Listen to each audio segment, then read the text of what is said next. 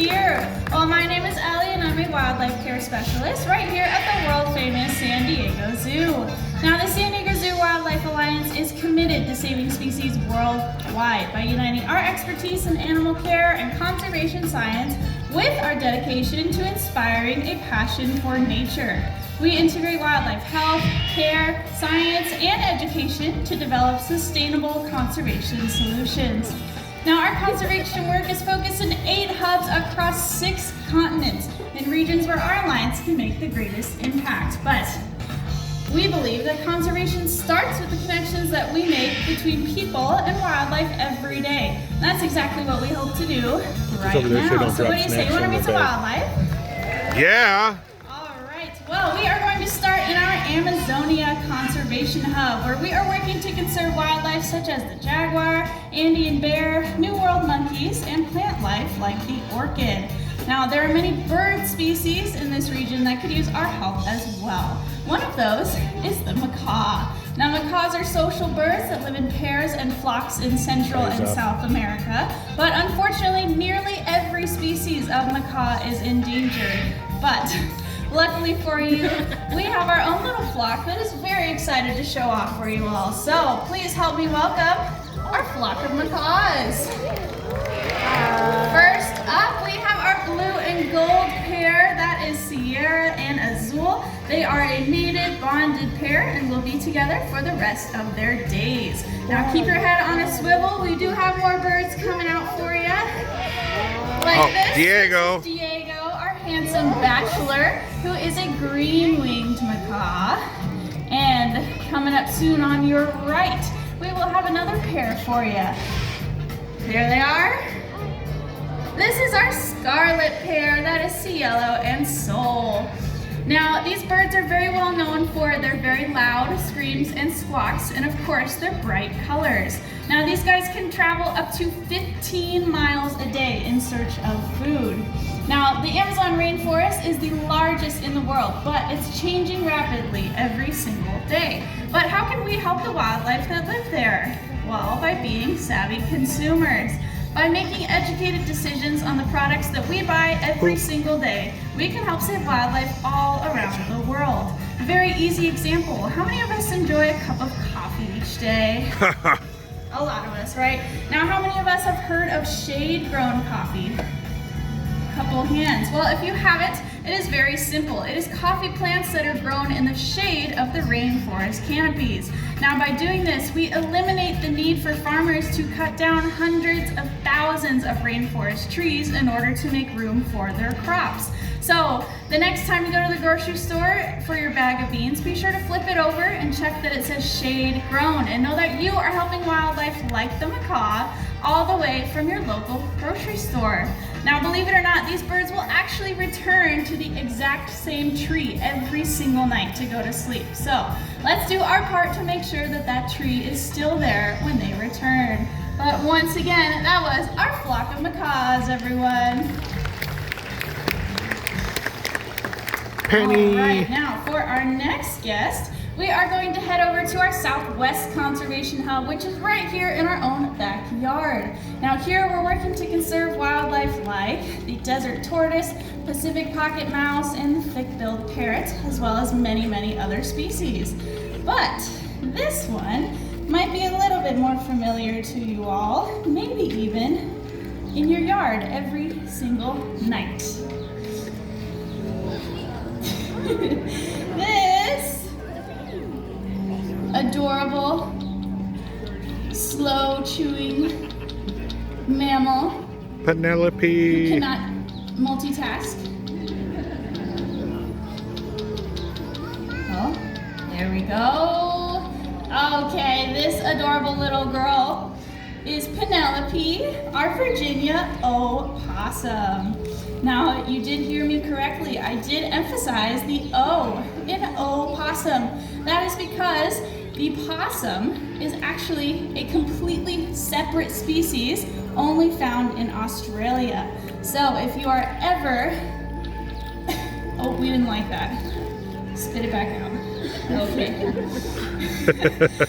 If you are ever having a conversation with your friends or someone talks about the opossum, make sure to correct them and say that, well, actually the opossum is what we have here.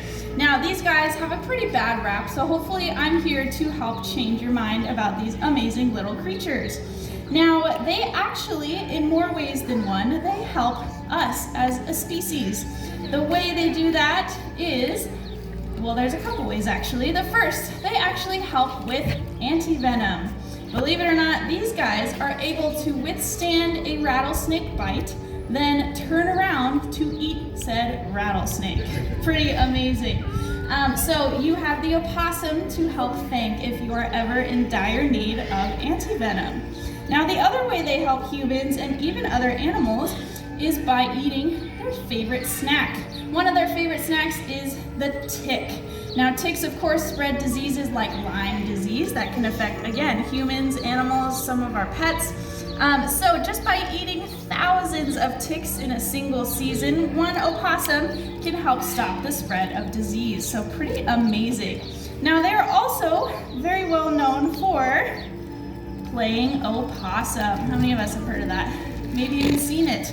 Now, believe it or not, this is actually a completely involuntary reaction. They have no control over whether or not it happens or how long it lasts. It can last up to about 4 hours that they will be playing dead. And they really sell it by hanging their tongue out of their mouth. They might even emit a terrible smell from their body. But the whole reason they're doing this is to actually fool their predator that they have passed away. Most predators will not want to eat something that is already dead. So they are really selling it. So if you ever come across an opossum that you might think is passed away, of course, I wouldn't expect you to go up to it, but the best thing to do is leave it alone because there's a very, very high chance that they are just playing opossum. Pretty cool. Now, these guys are also well known for being North America's only marsupial. Now, a marsupial is an animal that has a pouch, just like a kangaroo, a koala. So for us here in North America, we have the opossum. We're very lucky. Now, their pouch is actually vertical instead of horizontal. The reason is because these guys are incredible climbers. That's why you might see them on your fence lines, maybe even in your fruit trees, stealing some of your fruit. But this enables the opossum to climb without having to worry about squishing those little babies. Now, opossum mothers are incredible. They will have up to about 12, 13 babies in a single litter. And what they do until they're big enough to walk on their own, all of those babies will ride on mom's back until they can walk. So pretty amazing. Now, on her way back, you are gonna see the cutest part, arguably one of the cutest parts of her. We have to check for leftovers. You ate it all. I promise. Okay, triple checking. There we go. Oh, quadruple checking. Okay. Now, one of the cutest things is the opossum waddle.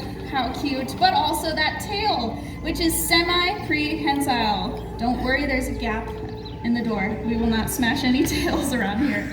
But that semi-prehensile tail is able to wrap around branches and help balance while they are climbing. So pretty amazing creatures. Did I change anyone's mind about the opossum? We still love them. Even one hand means I did my job, so that is amazing. But let's give it up for our adorable Virginia opossum. That was Penelope, everyone. Pretty darn cute.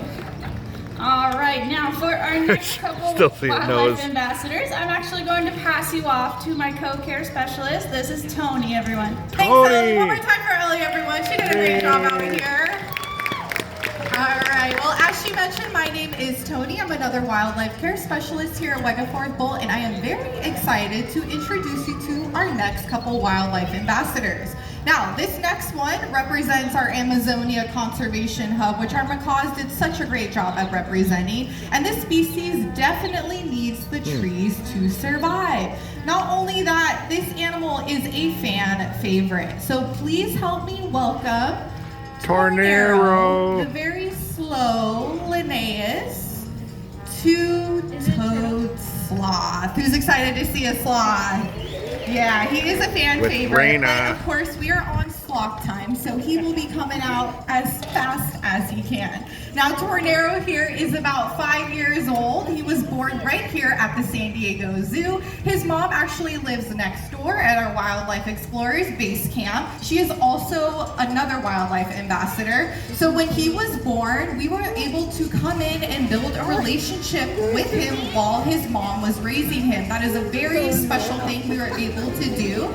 Now, of course, sloths stay with their moms for about 6 months of age. Then they are ready to go out on their own and be mature. And we were able to kind of take over that role and have him come down here at Wega Fourth Bowl. So it was very special. So now, hopefully, you all are getting a nice view of Tornero. He is a beautiful sloth. His father was actually named Brad Pitt because he has that golden hair, which you can kind of see with Tornero, which I think is pretty funny.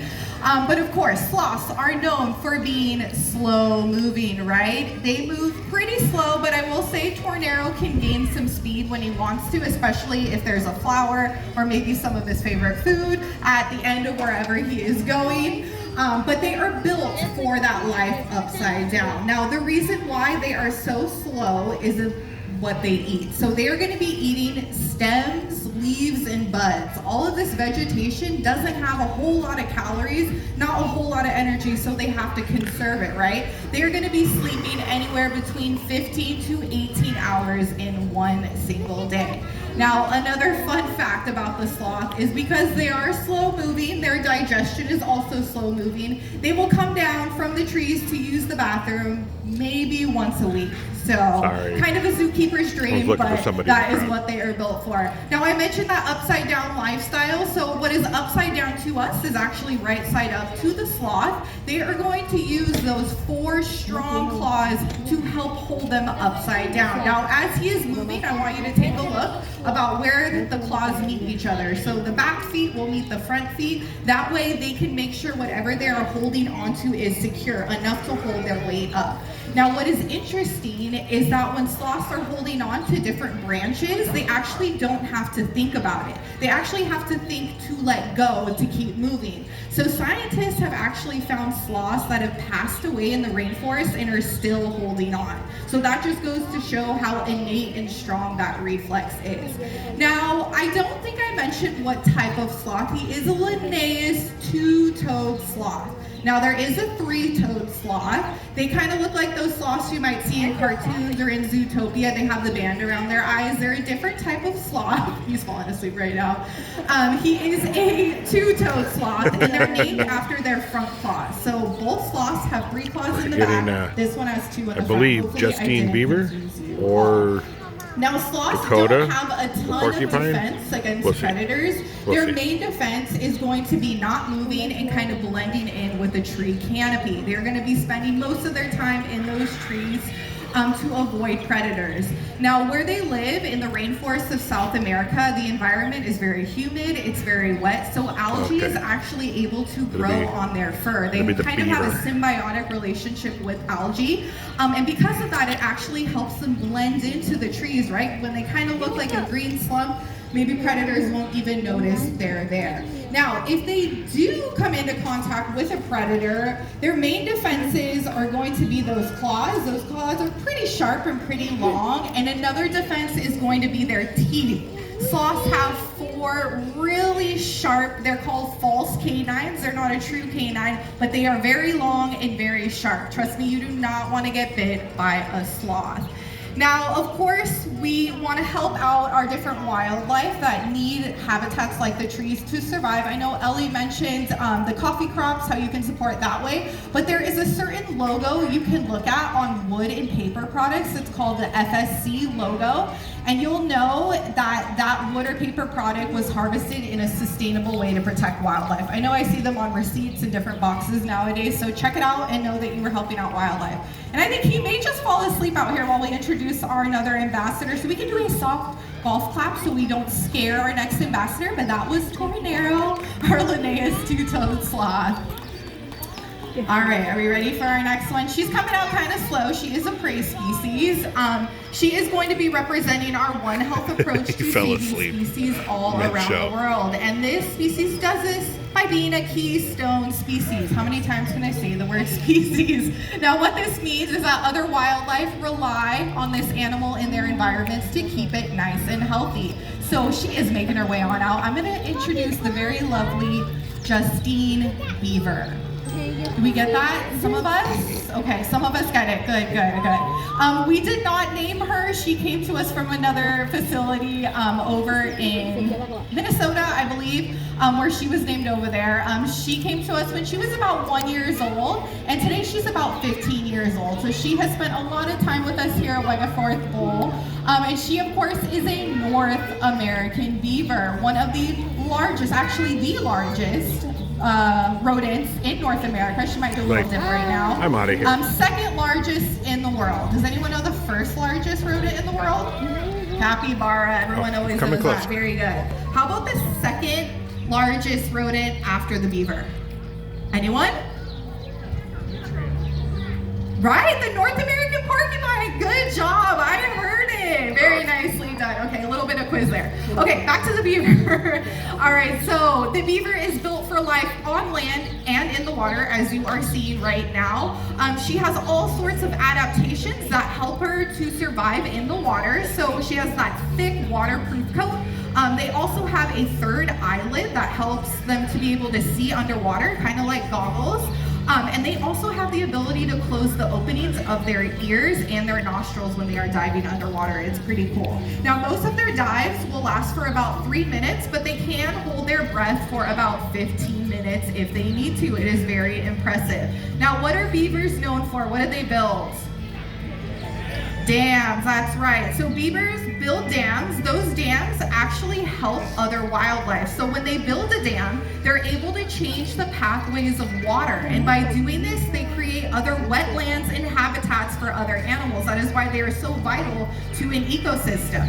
Now, they do not live in their dams. They actually build a separate structure called a lodge. And now those lodges are very intricate. They're very impressive. They have multiple rooms, multiple entryways. One room will be where they store their food. Another one will be the family room where they kind of all hang out. It is pretty cool. So those are just a couple things that the beaver does to help their environment. Now, I think we're probably gonna let Justine Beaver kind of swim on around in our moat, and we're gonna let our amazing sloth kind of hang out. But we can clap for everyone now. They both did an amazing job out here. That was Justine and Tornero. All right, everyone. Well, here at the San Diego Zoo, we are creating a world where all life thrives through collaboration, innovation, and inspiration. Conservation is at the heart of everything we do, but we, of course, can't do it alone. We need dedicated allies like all of you. So you can join us here at the San Diego Zoo by becoming a member. You can volunteer your time or your knowledge, or you can even partner with us with some of our bigger conservation projects. Your help can never be understated, because when wildlife thrives, all life thrives. Thank you all so much for coming out and joining us here at Wegaforth Bowl. Have a wonderful rest of your day. Bye, everyone. San Diego Zoo.